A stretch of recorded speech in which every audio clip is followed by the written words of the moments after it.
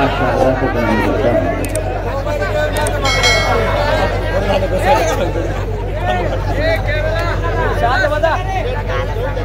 श्रद्धेय मंच को प्रणाम। मंच पर विराजित विश्व हिंदू परिषद के श्रद्धेय श्री कृष्णा जी, आदरणीय शशिकांत जी और उपस्थित अन्य पदाधिकारीगण और सामने राम जन्मोत्सव के निमित्त एकत्रित हिंदू समाज। यदि मर्यादा पुरुषोत्तम राघवेंद्र का जन्म उत्सव हम कर रहे हैं तो मेरा यह मानना है कि आवाज केवल मुठभेड़ ही नहीं, महाराष्ट्र ही नहीं, केवल भारतवर्ष ही नहीं, श्रीलंका तक पहुंचनी चाहिए, मक्केश्वर महादेव तक पहुंचनी चाहिए। एक बार पूरा सदन अपने दोनों हाथ ऊपर उठाए और ऐसा नहीं, अभी रुकिए, तालियों का ऐसा विस्फोट हो कि लगे कि कोई ज्वालामुखी फट पड़ा हो।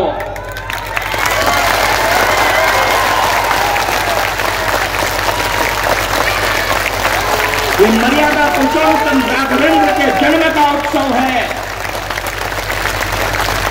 अपनी तालियों को थोड़ी घनीभूत कर दीजिएगा।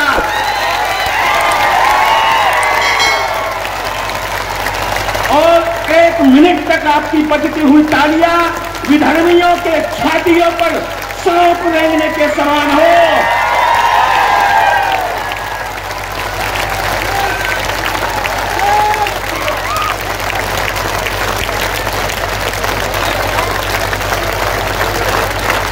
छत्रपति वीर शिवाजी महाराज की धरती है, ये धर्मवीर संभाजी की धरती है, ये धरती राम की है, ये धरती जहां मां गोदावरी का स्पर्श करके मर्यादा पुरुषोत्तम राघवेंद्र ने अपने वन पथ गमन को साकार किया। क्या है मेरे राम और किसके निमित्त हम यहां पर यह धर्म सभा में उपस्थित हैं। हम नमस्ते सदा वत्सले मातृभूमि गाने वाले लोग, हम तोदियाय कार्याय बद्धा कटियम कहने वाले लोग, हम प्रभो शक्तिमन हिंदू राष्ट्रांग भूता कहने वाले लोग, हम धर्मो रक्षति रक्षितः गाने वाले लोग, मर्यादा पुरुषोत्तम राघवेंद्र से बढ़कर सामाजिक समरसता का कोई उदाहरण दुनिया में नहीं मिलेगा। क्या सीखा है हमने राम से और क्या हम राम से सीखना चाहते हैं? राम की सभा करने के लिए हमें किसी पुलिस की आवश्यकता नहीं है। ये राम भक्त है और राम के भक्त जब एकत्रित होते हैं तो किसी में असुरक्षा का भाव पैदा ही नहीं हो सकता। मैं शपथ पूर्वक कह सकता हूं, मैं वचन पूर्वक कह सकता हूं कि ये राम भक्त है, ये राम भक्त है और राम का उत्सव मनाकर निकलने वाले लोग किसी भी धर्म स्थल पर कोई पत्थर नहीं फेंकते, वो पुष्प की वर्षा किया करते हैं। ये मर्यादा पुरुषोत्तम राघवेंद्र के चरित्र को जीने वाले लोग। और क्या है मेरा राम? मर्यादा पुरुषोत्तम राघवेंद्र को जब वनवास मिला, मां जानकी ने कहा कि प्रभु मैं आपके साथ चलूंगी। राम जी ने उन्हें अनुमति दे दी। छोटा भाई लक्ष्मण दौड़कर आया, भैया मैं साथ चलूंगा। राम जी ने उन्हें समझाने का प्रयत्न किया, कहा कि लक्ष्मण तुम यहीं रहकर माता पिता की सेवा करना। लेकिन वो तो लक्ष्मण थे, कहां मानने वाले थे। बोले नहीं भैया मैं साथ चलूंगा। प्रभु ने कहा कि जाओ मां सुमित्रा से आज्ञा लेकर आओ। वो सुमित्रा मैया से आज्ञा लेने लखन भैया पहुंच गए, मां के चरण स्पर्श किए और कहा कि मां मैं भैया के साथ वन को जाना चाहता हूं। कैसी रही होगी मां सुमित्रा? मां सुमित्रा ने कहा कि लक्ष्मण जा तो रहे हो, मेरे दूध को लजाना मत, राम को अकेला छोड़कर वापस लौट मत आना। क्या रही होगी वो मां? सोतन का बेटा है, फिर भी कह रही है कि राम और जानकी को अपने माता पिता मानना, और यदि वन को जा रहे हो तो राम के पहले कभी सोना मत, और राम उठ जाए उसके पहले उठना। और सपने में भी अपने भाई के प्रति कोई बुरा विचार मन में मत लाना। लखन भैया बोले कि मां, सपने पर तो किसी का कंट्रोल नहीं होता है, सपना तो सपना है, कुछ भी आ सकता है। मां सुमित्रा ने लक्ष्मण की आंखों में आंखें डालकर देखा, लक्ष्मण समझ गए और एक शपथ ली। मुठभेड़ उस शपथ को याद करे आज क्या होता है एक भाई। लक्ष्मण ने कहा कि मां, तू यदि ये कहती है कि तेरा ये लक्ष्मण सपने में भी राम के विरुद्ध कोई विचार मन में न लाए, तो तेरा लक्ष्मण तेरे चरणों की सौगंध खाता है कि आज से 14 बरस तक तेरा ये लक्ष्मण 1 मिनट के लिए भी सोएगा नहीं, और सोएगा नहीं तो सपना आएगा कैसे। कैसा भाई था। अयोध्या का राज सिंहासन 4 भाइयों के बीच फुटबॉल बना हुआ है। हम किसका जन्मोत्सव कर रहे हैं।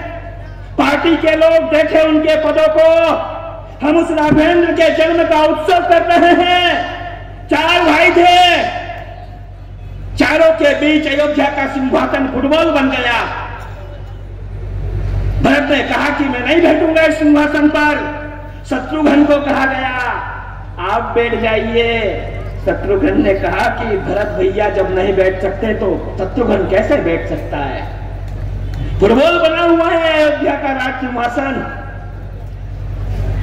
दुनिया के इतिहास में केवल एकमात्र उदाहरण मेरे राम ने दिया, हमारी रामायण ने दिया कि राज सिंहासन हमारे लिए महत्व नहीं रखती है, हमारे लिए हृदय महत्व रहा करता है। हृदय में क्या भाव है उसका महत्व हुआ करता है। और आज हम जहां खड़े होकर बोल रहे हैं ये वो क्षेत्र है। सामाजिक समरसता के उदाहरणों की जब बात आती है तो मेरे राम सामाजिक समरसता के दुनिया में सबसे पहले और बड़े उदाहरण है। एक चक्रवर्ती सम्राट का बेटा चाहता तो कहीं भी अपने 14 बरस बिता सकता था, लेकिन वो गए, वो निषाद के घर गए, वो केवट को गले लगाते हैं। वो पहुंच गए मां सबरी के द्वार पर। मां सबरी ने कहा कि प्रभु मैं तो जात की भील हूं, आप मेरे द्वार पर आ गए। वो तो मां सीता को ढूंढना था तो आप मेरे द्वार तक चले आए। मेरे राम ने उत्तर दिया कि हे मां, रावण को यदि मारना ही था तो मेरा छोटा भाई लक्ष्मण अपने पैरों से बाण चलाकर भी मार सकता था। मैं तो मेरी मां सबरी से मिलने के लिए आया हूं। इससे बड़ा उदाहरण आपको सामाजिक समरसता का कहीं नहीं मिलेगा। जटायु तो एक पक्षी है, पिता की तरह सम्मान दिया मेरे राम ने, पिता की तरह सम्मान दिया राघवेंद्र ने। और देखिए मेरे राम जब आगे बढ़े, सेतु का निर्माण करना था, रामेश्वरम की स्थापना करनी थी। कोई ब्राह्मण नहीं मिला पुरोहित के रूप में, कोई ब्राह्मण क्षेत्र में रावण के भय से रहता नहीं था। भगवान ने जामवंत से चर्चा की और कहा कि है जामवंत आप जाइए लंका में, रावण से बड़ा पुरोहित कोई हो नहीं सकता है, आप रावण को आमंत्रित करके आइएगा। मेरे राम आमंत्रित करने गए, जामवंत के माध्यम से जामवंत पहुंच गए लंका में और कहा कि है दशानन, राम को रामेश्वरम की स्थापना करनी है और पुरोहित के रूप में उन्होंने आपका चयन किया है। रावण ने कहा कि जामवंत तुम आ तो गए हो, हमें भी डराते हैं ना लोग कि तुम धर्म सभा में चले तो गए हो, लेकिन ये राम भक्त है, ये राम भक्तों की भीड़ है। जब जामवंत दशानन के समक्ष खड़े थे और उनसे कहा गया कि यदि मैं तुम्हें बंदी बना लूं, तो जामवंत ने उत्तर दिया कि जिस क्षण मैं राम के पास से तुम्हारे पास आया हूं, लक्ष्मण अपने धनुष पर तीर लगाकर बैठे हैं, यदि मैं समय से नहीं पहुंचा तो तीर छूट जाएगा। राम को अपने भक्तों की रक्षा करनी आती है। राम के भक्त कभी किसी ताकत से डरने वाले नहीं है। 492 बरस का एक युद्ध लड़ा हमने और युद्ध हमने जीता। क्या है ये धरती? ये धरती, ये धरती, ये धरती महर्षि अगस्त्य की जो पी गए समंदर को, ये धरती पोरस की जो नतमस्तक कर दे सिकंदर को, ये धरती ताहिर सेन की जो कासीम के आघात को सीने पर झेला कर दे, ये धरती शकुंतला पुत्र की जो बालपन में सिंहों से खेला कर दे, ये धरती नहीं है किसी बाबर, हुमायूं, अकबर या किसी अफजल गुरु के बाप की। ये धरती तो है, ये धरती नहीं है किसी बाबर, हुमायूं, अकबर या किसी अफजल गुरु के बाप की। ये धरती तो है वीर शिवा और महाराणा प्रताप।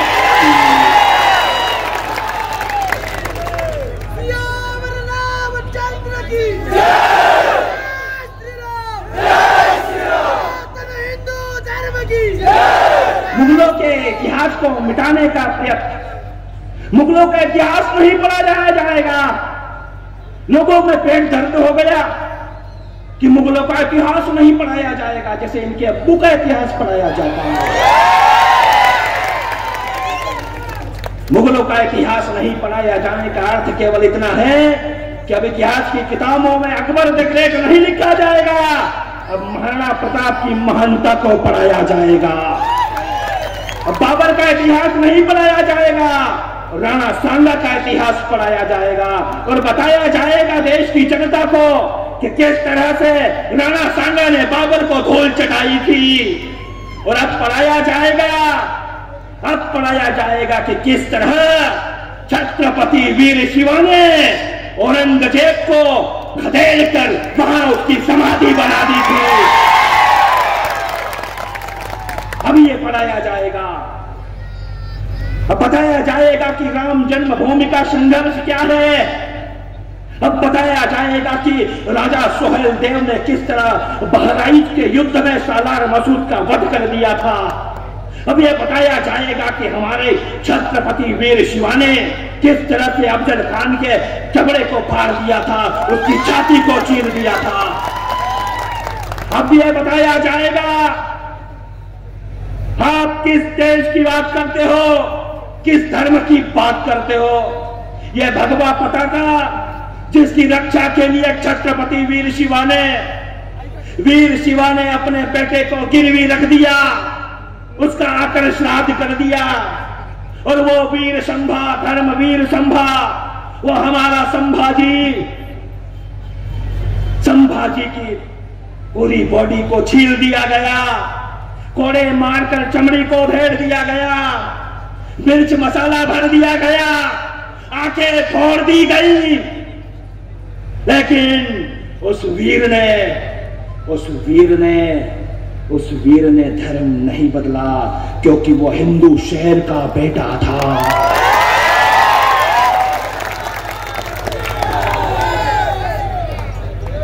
हम किसकी संतानें हैं, हम किसकी बात करते हैं। प्रोटेक्शन चाहिए, किसे प्रोटेक्शन चाहिए। ये धर्मवीर लोग हैं, बहुत भोले हैं मेरे हिंदू, बहुत भोले हैं। बलिदानों की गाथा लिखने वाली मेरी माताएं बहनें बैठी हुई है।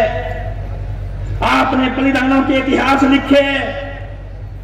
मां पद्मिनी के संग 16,000 क्षत्राणियां अग्निकुंड में मृत्यु का वर्ण कर लेती है, लेकिन किसी विधर्मी को अपने तन का स्पर्श नहीं करने देती है। हम किनकी संतानें हैं। यदि हम देखें, श्रद्धा 35 टुकड़ों में बट रही है।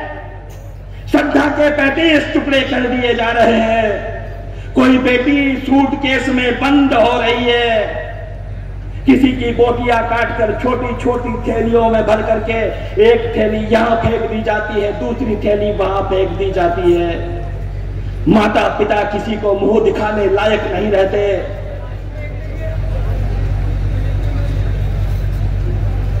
ये लव जिहाद और इस लव जिहाद की शुरुआत कहां से होती है। मैं मुठभेड़ में फिर कहता हूं, ये शुरू होता है मोबाइल रिचार्ज की दुकानों से, ये शुरू होता है फलों की दुकानों से, ये शुरू होता है फूलों की दुकानों से, ये शुरू होता है कोचिंग इंस्टीट्यूट से, ये शुरू होता है जिम सेंटर से। हम खून की बात कर रहे हैं, आपने पानी की बोतल लाकर रख दी। ये बहुत भोले हैं हमारे हिंदू लोग। हम खून की बात कर रहे हैं और हम जो बात कर रहे हैं प्रामाणिकता के साथ कहते हैं। मेरी ये बहनें सुने आज, और हिंदू समाज बैठा है, हुंकार हो तो लगे कि हमने राम जन्मोत्सव कर दिया। विश्व हिंदू परिषद को भी इस बात का आभास हो कि पूरा समाज उनके इस अभिनव प्रयोग में उनके साथ है। बजरंग दल को भी इस बात का एहसास हो कि समस्त माताएं बहनें हिंदू समाज उनके साथ है। हनुमान चालीसा समिति को इस बात का आभास हो कि समाज का हर व्यक्ति उनके साथ है। एक संकल्प चाहता हूं मैं आप सभी से आज मुठभेड़ में, और ये संकल्प उत्तरोत्तर बढ़ता जाए।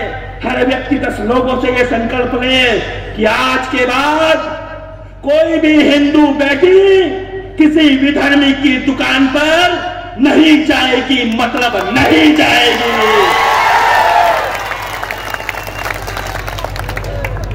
यदि लगे कि हाँ आप इस बात में सहमति हो तो फिर आप उठाइए दोनों हाथ ऊपर अपने। एक जय घोष जय श्री राम का हो, हृदय से हो, अंतस से हो कि विधर्मियों की दुकान पर नहीं जाएंगे, मतलब नहीं जाएंगे। ऐसे नहीं आप कहिए कि मैं, आवाज आए आपकी कि मैं संकल्प लेता हूं आज के बाद मैं या मेरे परिवार का कोई सदस्य किसी विधर्मी की दुकान पर नहीं जाएगा, मतलब नहीं जाएगा। बदल लीजिए तालियों में से कड़गड़ाहट के साथ। राम जी की सभा है, और यदि धर्म की रक्षा की कोई बात न की जाए तो कैसी धर्म सभा। मैं कहानी सुनाना चाहता हूं आपको, और कहानी है महाराणा प्रताप की बेटी की। मैं जानता हूं सदन में उपस्थित किसी भी व्यक्ति ने वो कहानी नहीं सुनी होगी। बलिदान की एक कहानी सुनाना चाहता हूं आज, क्योंकि ये धर्म सभा है, वो धर्म की रक्षा करने वाली वो कहानी सुनाना चाहता हूं। महाराणा प्रताप जी की एक बेटी थी जिसका नाम था चंपा।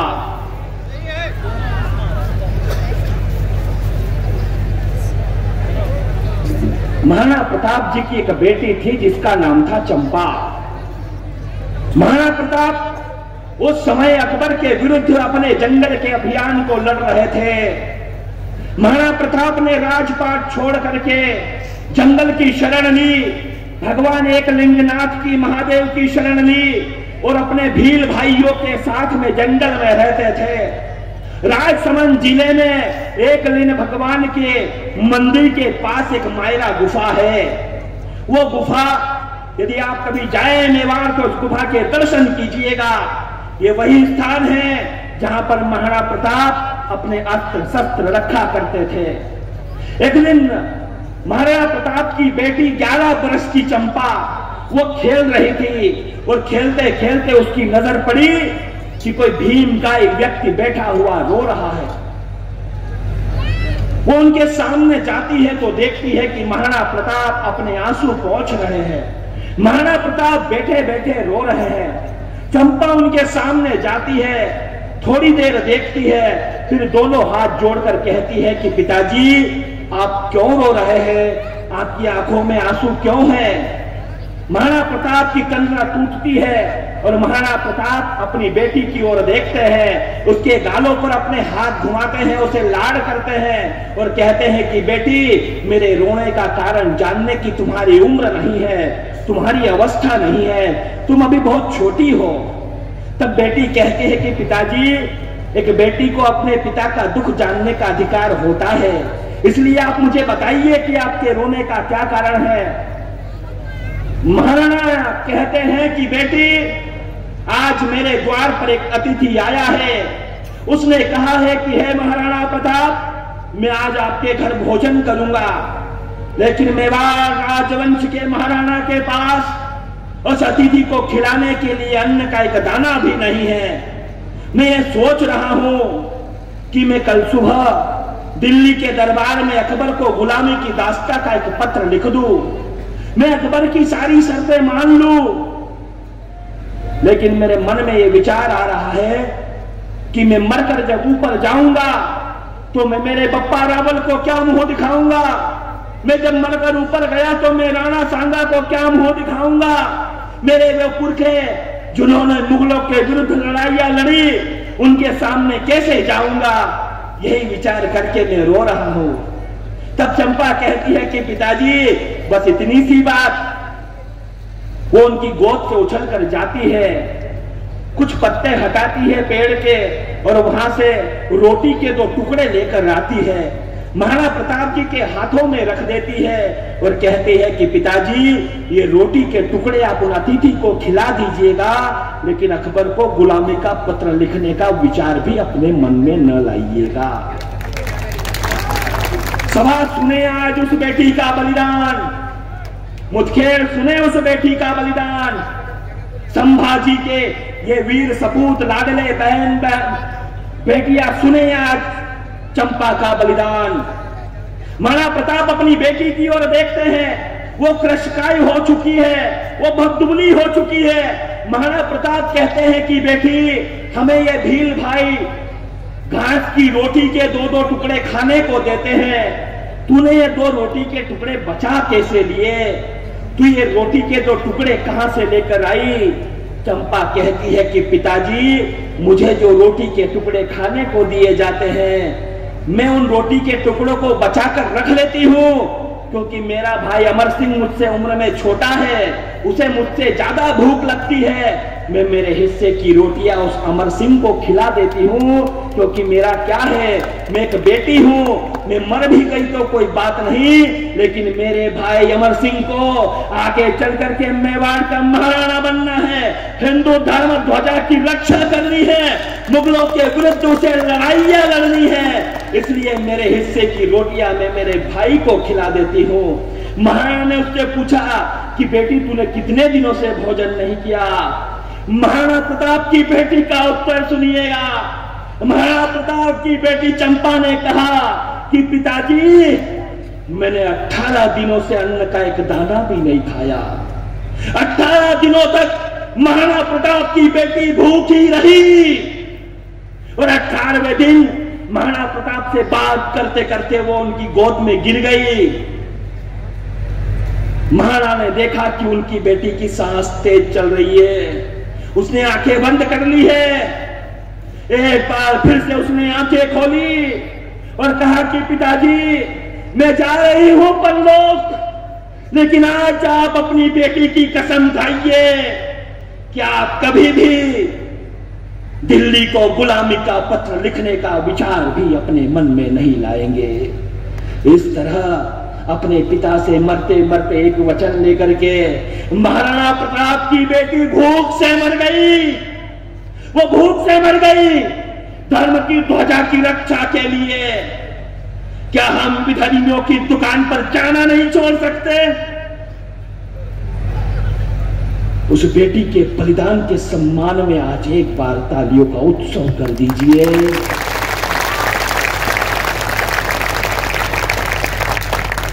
ये बलिदान है हमारे, ये बलिदानों की गाथा है। कौन लोग हैं हम?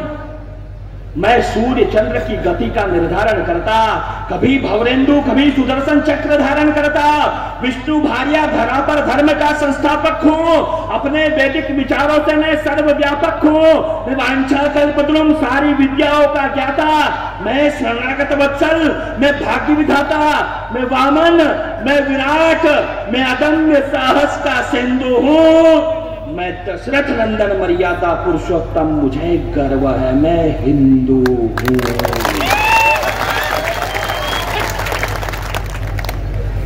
हम काशी जाते थे, हम काशी जाते थे, हम कहीं और प्रणाम करके आ जाते थे, नंदी बाबा कहीं और मुंह करके खड़े रहते थे। हमने उन्हें चपरासी से लेकर देश का राष्ट्रपति तक बनाया, लेकिन कोई भी ईमान वाला ऐसा नहीं था जिसने आकर हमें ये कहा हो कि हिंदुओं, एक क्रिया होती है उसमें वजू करना, एक कुंड होता है उसमें पानी रहता है, उसी में हाथ धो लेना, उसी में मुंह धो लेना, उसी में पैर धो लेना, उसी में कुल्ला कर देना। आप हंस रहे हैं, यही सत्य है। कोई भी ईमान वाला ऐसा नहीं था जिसने आकर हमें ये कहा हो कि वो लोग जिसे ज्ञानवापी कहते हैं और जाकर के उसमें वजू करते हैं, उस कुंड के भीतर हमारे सदाशिव विराजमान है। नहीं कहा किसी ने हमें 72 हुरों की चाह में वो अपने खुदा को राजी करते रहे। हाथ धोना, कुल्ला करना, काम हाजी काजी करते रहे, पढ़ाते रहे हमें गंगा जमुनी तहजीब, शिवलिंग पर वजू नमाजी करते रहे। अब गवाही देने मक्का मदीना न काबा आएगा। नंदी को भरोसा था एक दिन बाबा आएगा।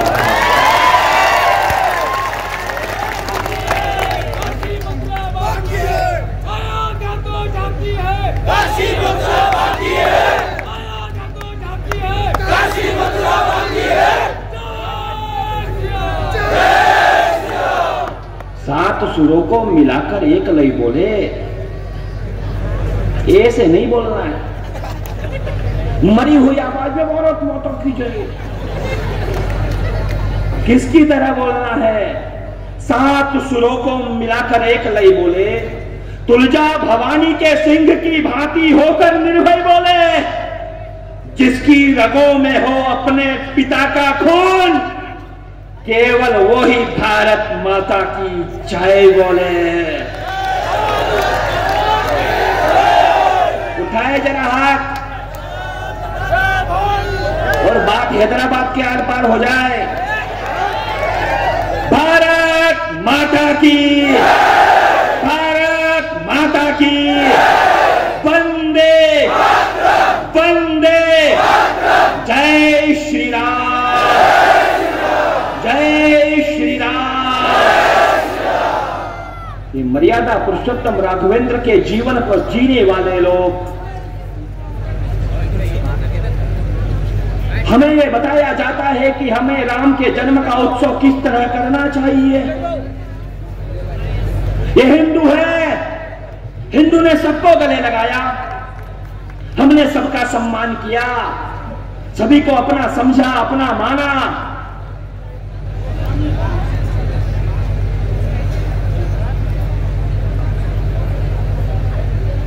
सभी को गले लगा लिया।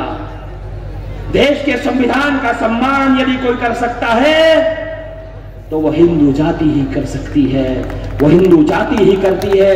हमें यह कहा गया, मर्यादा पुरुषोत्तम राघवेंद्र का मंदिर का फैसला आया 492 वर्ष के बाद, लेकिन हमें यह कहा गया कि हमें उत्सव नहीं मनाने हैं।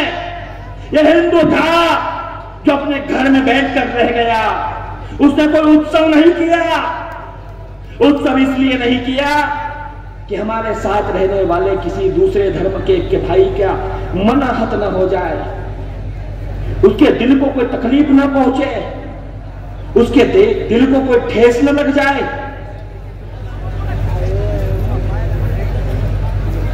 लेकिन जिस तरह की घटना इस देश में हो रही है, जिस तरह से हिंदू समाज की शक्ति को दबाने का प्रयत्न किया जा रहा है, यह हिंदू समाज अपनी दुगनी शक्ति के साथ उठकर खड़ा हो चुका है। कुछ लोग पूछते हैं कि आप तो कवि हैं, सारे देश में घूमते फिरते हैं, आपने देश में क्या परिवर्तन देखा? भाई साहब, एक परिवर्तन देखा हमने। आज से कुछ वर्ष पहले तक 1 जनवरी के मैसेज चलते थे, 31 के मैसेज चलते थे, लेकिन पहली बार ऐसा हुआ है पूरी भव्यता और दिव्यता के साथ में हिंदू नववर्ष मनाया गया। हिंदुओं तुम्हारी शक्ति है, तुम्हारे एकत्रीकरण की शक्ति है, तुम्हारे एक होने की शक्ति है। कोई हमें जातिवाद में बांटने की बात कैसे कर सकता है? हिंदू कभी जातियों में बटा हुआ था ही नहीं।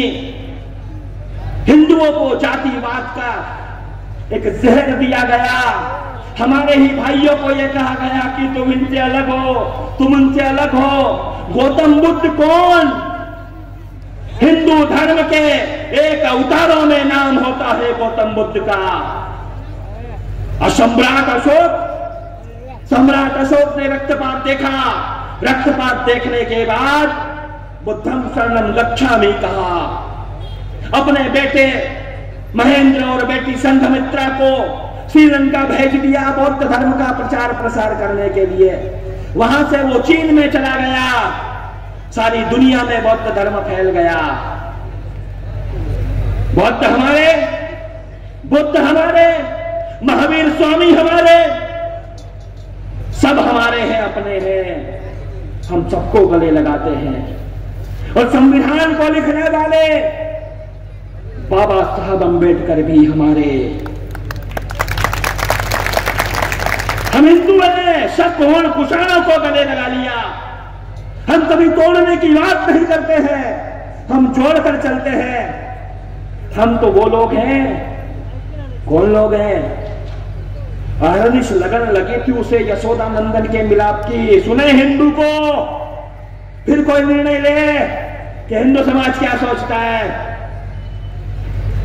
अहरनिश लगन लगी थी उसे यशोदा नंदन के मिलाप की। मुगलानी ताजक बेटी थी मुसलमान बाप की। मुगलिया सल्तनत का दौर, वो भी क्या एक जमाना था। तुलसी बाबा का मित्र वो अब्दुल रहीम खान थाना था। सैयद गुलाम नबी रसलीम की रचनाओं में गंगा का आवेग था। श्री कृष्ण के चरणों का अनुरागी, बुंदेलखंड का वो कार्य बेग था। सरमद ने कहा इस्लाम से तौबा कह दो जाकर हुक्मरानों से। नजीर बनारसी ने लिखा कि उर्दू की परवरिश हुई है हिंदू घरानों से। बाबा फरीद के पदों को गुरु ग्रंथ साहब में स्थान दिया। मीर मियां के हाथों स्वर्ण मंदिर की नींव रखवा करके मान दिया। श्री कृष्ण भक्ति की धारा रस खान ने बहाई है। सीडी के साईं ने कहा यह मस्जिद नहीं, यह तो द्वारिका माई है। देशभक्तों की जिह्वा पर अशफाकुल्ला और अब्दुल हमीद के नाम रहते हैं। 125 करोड़ हिंदुस्तानियों के जहन में डॉक्टर एपीजे अब्दुल कलाम रहते हैं। लेकिन उसके बाद भी कुछ लोगों को डर लगता है। उसके बाद भी कुछ लोगों को डर लगता है। नसरुद्दीन शाह को डर लगता है, जावेद अख्तर को डर लग रहा है, उस हकले को डर लग रहा है। तुम हंस रहे हो? ये डर लग रहा है तो ये लगना चाहिए। मुझे मिल गई मुंबई एयरपोर्ट पर आमिर खान की बीवी। उसने कहा कि मुझे डर लग रहा है। मैंने कहा मैं क्या कर सकता हूं? बोले उपाय बताइए। मैंने कहा कि मैं पंडित प्रदीप मिश्रा नहीं हूं और मैं बागेश्वर धाम वाला भी नहीं हूं जो उपाय बताता है। लेकिन फिर मैंने एक उपाय बताया कि यदि हिंदुस्तान में योगी और मोदी के होने का डर किसी को लग रहा है तो फिर सुने, ये हिंदुओं के एकत्रित होने का यदि किसी को डर लगता है तो मैंने उत्तर दिया उन्हें। मैंने कहा कि पासपोर्ट पर लगी राष्ट्रीयता की मोहर बदल लो। इतना ही डर लगता है आपा तो अपना शोहर बदल लो।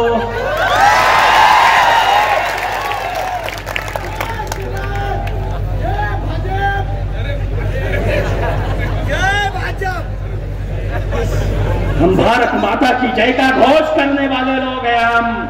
हम किसी पार्टी की जय नहीं करते। मर्यादा पुरुषोत्तम राघवेंद्र का जन्म का महोत्सव कर रहे हैं और हनुमान चालीसा समिति भी इसमें सम्मिलित है।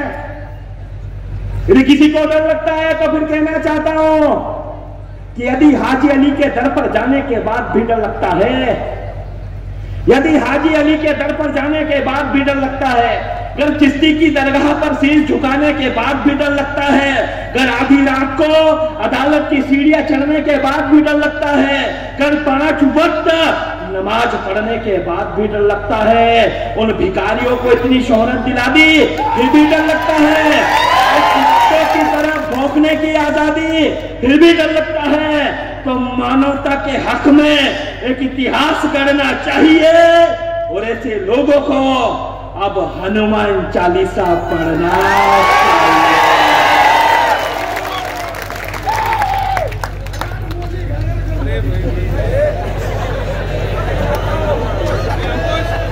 वो ज्यादा चाय पीने से ऐसा ही होता है, पर उन्हें पता नहीं है कि ये राम भक्तों की महफिल है, राम भक्तों की सभा है। एक ओंकार उठे तो फिर उठे, जयकारा वीर बजरंगी। दोनों हाथ जरा ऊपर उठे यार, आगे से पीछे तक, जयकारा वीर बजरंगी,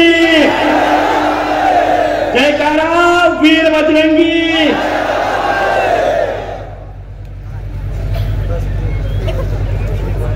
राम जी के जन्म का उत्सव है, जिस ढंग से जिस रंग से आपने मनाया है, मैं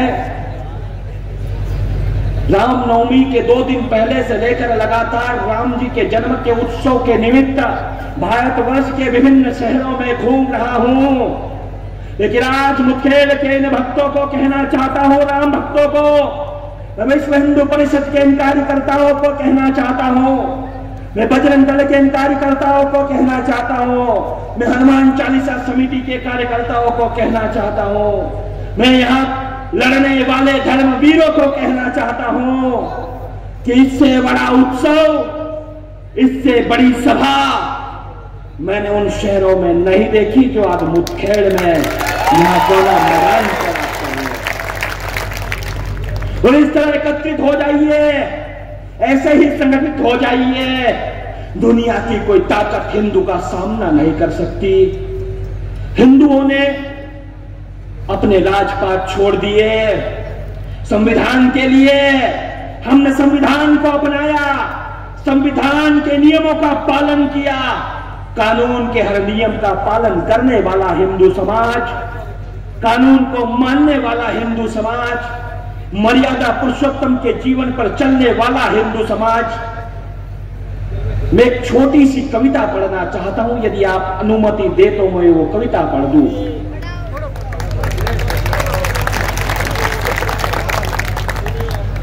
अनुमति दो तो जरा ढंग से दीजिए यार।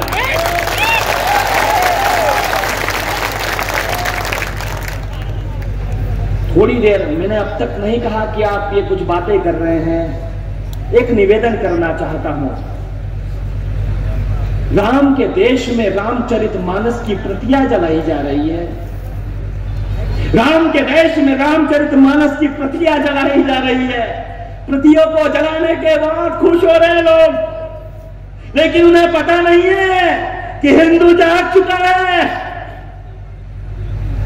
आजादी के बाद दिल्ली में प्रतिवर्ष एक पुस्तक मेला लगता है। आपको यह जानकर आश्चर्य होगा कि 1947 के बाद 2022 तक उस पुस्तक मेले में जितनी रामचरितमानस की प्रतियां नहीं बिकी थी, उससे अधिक प्रतियां 2023 के उस पुस्तक मेले में बिक गई, हिंदुओं ने खरीद ली। मेरे राम का देश, मैंने आदि कवि की रचना में अटूट विश्वास देखा, कालिदास के रघुवंशम में वर्णों का विन्यास देखा, तुलसी के मानस सरी का भला कौन सा उपन्यास देखा, राज तिलक की घड़ी में युवराजों का वनवास देखा, सारंग की टंकार मैंने दशानन का चंद्रहास देखा, लक्ष्मण की क्षुधा का मुझे कुछ पता नहीं, मैंने 14 बरस उर्मिला का उपवास देखा, मैं सरयू का तट, मैंने 14 बरस उर्मिला का उपवास देखा। लोगों ने कहा कि आप क्या कह रहे हो? मैंने कहा वही कह रहे हैं जो रामायण और रामचरितमानस में लिखा हुआ है। मां कैकेयी ने 14 बरस का वनवास मांग लिया राम के लिए। आपने कभी सोचा है हिंदुओं कि 14 बरस का ही वनवास क्यों मांगा गया? वो चाहती तो 15 बरस का मांग लेती, वो 20 बरस का मांग सकती थी, 25 बरस का वनवास मांग लेती, लेकिन 14 बरस का ही वनवास क्यों मांगा गया? और धर्म सभा में आने से एक लाभ होता है, हम एकत्रित और संगठित तो होते ही हैं, हमें धर्म का भी ज्ञान होता है। मैं उत्तर बताना चाहता हूं आपको कि मां कैकेयी ने राम जी के लिए 14 बरस का ही वनवास क्यों मांगा?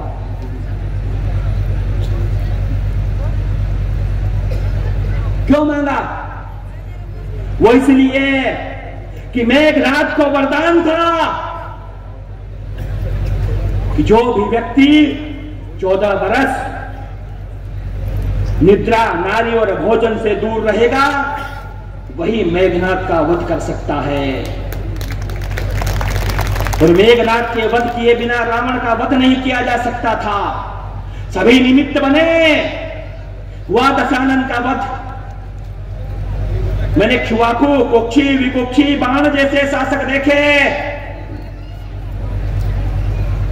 मैं अंतिम पंक्तियां पढ़ रहा हूं आपके बीच में, और मैं जानता हूं सदन में बैठे जितने लोग हैं, मेरे जो नौजवान मित्र बैठे हैं, मैं यूपीएससी वाले बच्चों को पढ़ाता हूं, हिस्ट्री पढ़ाता हूं, हिंदी साहित्य पढ़ाता हूं। मेरे पढ़ाए हुए बच्चे आईएएस और आईपीएस बनते हैं।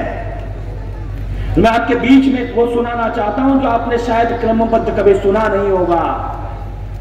मैंने इक्ष्वाकु, कुक्षी, विकुक्षी, बाण जैसे शासक देखे, अनरण्य, प्रथु, धुंधुमान जैसे प्रशासक देखे, यवनाशु को विवस्वान के कीर्ति पृष्ठ पढ़ते देखा, मानधाता को अश्वमेध यज्ञों के प्रतिमान करते देखा, सुसंधि, दुसंधि, भरत, असीत का इस धरा पर लाना, सगर के 60,000 पुत्रों का भस्मीभूत हो जाना, असमंज, अंशुमान, दिलीप के कठिन यत्नों से गंगा धरा पर आई, भागीरथ के प्रयत्नों से कुकुत्स के पौत्र रघु का कुबेर पर चढ़ जाना, अनायास ही फिर सूर्य वंश का रघुवंश कहलाना, संखान, प्रवर्ध, अम्बरीश की धर्म निष्ठा देखी, नहुष, ययाति, नाभाग की बढ़ती हुई प्रतिष्ठा देखी। आज के घर में दशरथ से धर्मात्मा आएंगे, सरयू ठलाकर बोली, अगली पीढ़ी में परमात्मा आएंगे।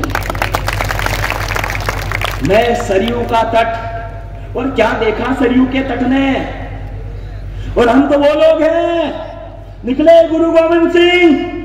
मैं नांदेड़ सचखंड साहिब की धरा पर बोल रहा हूं। मर्यादा पुरुषोत्तम राघवेंद्र के मंदिर को बचाने के लिए गुरु गोविंद सिंह के मैदान में उतरे, निकाली तलवार अपनी, और गुरु गोविंद सिंह जी के बेटे भी सुने। गुरु गोविंद सिंह जी ने कहा था कि अपना हाथ कोहनी तक तेल में भिगो लो, उसके बाद तीर के पोहरे में डाल लो। जितने तिल आपके हाथ पर चिपकेंगे उतनी कसम भी कोई विधर्मी खा ले, तो उस विधर्म की बात पर भरोसा नहीं करना है। चार अंतिम पंक्तियां पढ़ना चाहता हूं। हमारे परिवार में हम देखते हैं काका भतीजे से बात नहीं करता है, पिता पुत्र से बात नहीं करता है, मामा के घर भांजा नहीं जाता है, बुआ के घर भतीजा नहीं जाता है। यदि विद्रुपता है ना समाप्त कर लेना। हम किस खानदान के लोग हैं? मैंने पद चिन्हों पर जाते हुए लक्ष्मण देखा, एक ऐसा भाई जिसका वनवास से कोई लेना देना नहीं था। क्या है राम की कथा, कोई लेना देना नहीं था वनवास से, फिर भी चला गया भाई के पीछे पीछे। मैंने पद चिन्हों पर जाते हुए लक्ष्मण देखा, भाई के विरह में व्यथित व्यग्र शत्रुघ्न देखा, और जिसके खातिर राजपाट मांगा गया लौट कर रवत आया ही नहीं। नंदीग्राम को अपना स्थान बना लिया, नंदीग्राम का संत बन गया। भरत गौ माता को जो खिलाता है उसके गोबर से वापिस जो बाहर निकलता है उसको पानी में धोता है और वो जो खाता है। लोगों ने कहा कि भरत ये क्या करते हो? भरत ने कहा कि हंसो जैसा परिवार मिला, ऐसा खानदान मिला दुनिया में कहीं नहीं था, लेकिन मां कैकेयी के गर्भ से जन्म लिया है, पापों का प्रायश्चित कर रहा हूं। लौट कर रवत आया ही नहीं। और गोरक्षा की यदि बात है, मर्यादा पुरुषोत्तम राघवेंद्र का जन्म धेनु की रक्षा के लिए हुआ। गोमाता की रक्षा की यदि बात है तो वो सुदर्शन चक्रधारी कन्हैया बनकर धरती पर आया, नंगे पैर गोमाता के पीछे पीछे घूमा। गोमाता की रक्षा की, गो हत्या नहीं होने दी। हम भी शपथ ले, गोमाता का नित्य पूजन हो, गोग्रास खिलाया जाए। गोमाता को भोजन कराने के पहले हम कोई भोजन नहीं करेंगे। माताएं बहनें भी पहली रोटी बनाएगी तो गोमाता के लिए निकालेगी। भाई लोग भी जब हम भोजन करने बैठेंगे तो सबसे पहले गोमाता के लिए निकालेंगे। यार हम राम की संतान है। अंतिम 4 पंक्तियां पढ़ता हूं, उत्सव कर दीजिएगा, आनंद आएगा आपको। मैंने पद चिन्हों पर जाते हुए लक्ष्मण देखा, भाई के विरह में व्यतीत व्यग्र शत्रुघ्न देखा। लौट कर रवत आया ही नहीं, भरत सा मन देखा। तुम्हारे इकंदर सिकंदर सर 2 कोड़ी के। मैंने राम की चरण पादुका का शासन देखा। जरा उठाइए अपने दोनों हाथ, उठाइए आप। और ये तालियां 2 मिनट तक बजेगी। अब ये बजेगी तालियां, निश्चित रूप से बजेगी। संभाजी के बेटे तालियां बजाएंगे, राम की जय का गान करते हुए बजाएंगे। मैं बोलूंगा वंदे मातरम, जय श्री राम, आप बोलेंगे जय श्री राम, जय श्री राम। ये उत्सव होगा, जन्मोत्सव होगा, ये भव्य सभा है, ये धर्म सभा है। शासन प्रशासन सबको एक संदेश जाए, राम जी क्या है। वंदे मातरम, जय श्री राम, वंदे मातरम, जय श्री राम, वंदे मातरम, जय श्री राम, वंदे मातरम, जय श्री राम, वंदे मातरम, जय श्री राम, वंदे मातरम, जय श्री राम,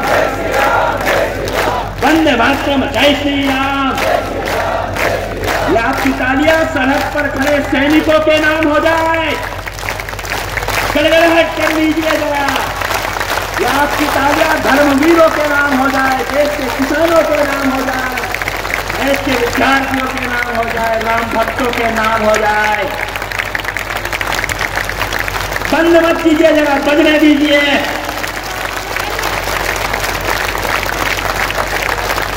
मुझे आनंदित है हम, ये धर्मोत्सव है, धर्म सभा है। और एक बार जोरदार तालियां आयोजन समिति के जुड़े सब लोगों के लिए, गड़गड़ाती हुई तालियां जरा।